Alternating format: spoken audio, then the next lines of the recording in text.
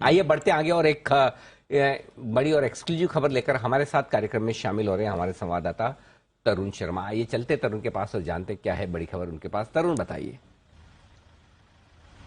बिल्कुल सर, मैं बताना चाहूंगा कि एक बड़ा प्रॉमिसिंग कॉन्ट्रैक्ट लॉन्च होने वाला था, वो था इलेक्ट्रिसिटी डेरिवेटिव कॉन्ट्रैक्ट। लेकिन उस पे अब जो इलेक्ट्रिसिटी रेगुलेटर हैं CERC और सेबी, जो कैपिटल मार्केट और कमोडिटी मार्केट के रेगुलेटर हैं, उनमें आपस में बात नहीं बन पा रही है।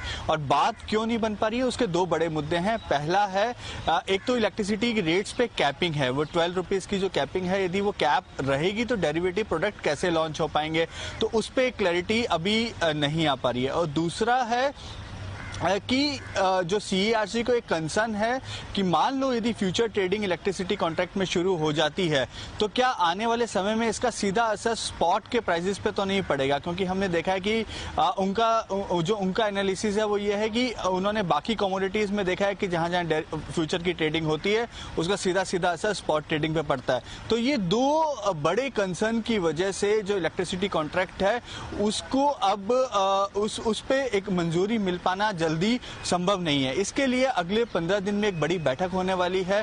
इस बैठक में यह फैसला हो जाएगा क्या इस प्लान को आगे बढ़ाया जाएगा या इसको ड्रॉप किया जाएगा। याद होगा sir, last year supreme court की इंटरवेंशन के बाद एक दोनों ही रेगुलेटर्स की रिस्पॉन्सिबिलिटीज तय की गई थी कि स्पॉट ट्रेडिंग कौन देखेगा और डेरिवेटिव ट्रेडिंग कौन देखेगा, और दोनों ही अपने कंसेंट से ही नए प्रोडक्ट लॉन्च कर पाएंगे। लेकिन अब दोनों में ही आपस में सामंजस्य नहीं बन पा रहा है। तो ये है आपके लिए ये तो इंटरेस्टिंग खबर है सर, क्योंकि इंतजार था इस प्रोडक्ट को, बाजार का काफी एक्साइटमेंट था, बट समझ में ही नहीं आ रहा आगे याद है कि 5 से 10% 2 दिन में दोनों स्टॉक भागे। IEX और MCX जब ये खबर आई थी तब काफी तेजी हुई थी। ब्रॉडली ये अंदाजा लगाया जा रहा था कि 80 से 100 करोड़ रुपए का प्रॉफिट जुड़ेगा इनके बॉटम लाइन में IEX के लिए। 80-100 करोड़ का प्रॉफिट होना अपने आप में बड़ी चीज है, बहुत बड़ी चीज है। तो ये तो अगर नहीं हो रहा है इन दोनों रेगुलेटर्स के बीच में अभी तक ये डिसाइड होना बाकी की क्या वाकई में किया जाए। अच्छा, CERC का कहना भी अपनी जगह ठीक है कि अगर आपको जब कैप ही कर देना है कि कितनी कमी हो सकती है तो फिर प्राइसिंग कैप ही कर देनी तो फिर ट्रेडिंग किस बात की, खाली नीचे की हो।